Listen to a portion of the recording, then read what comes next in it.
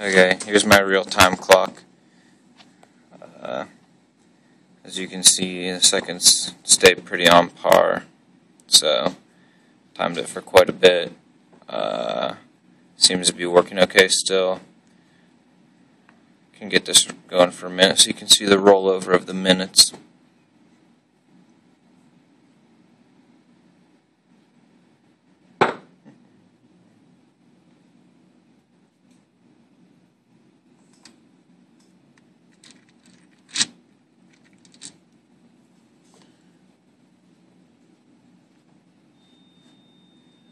I started the stopwatch a little late, but if you just watch the seconds, it changed pretty much at the same time.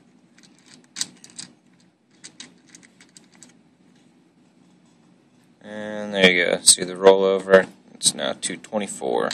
And that's my real-time clock.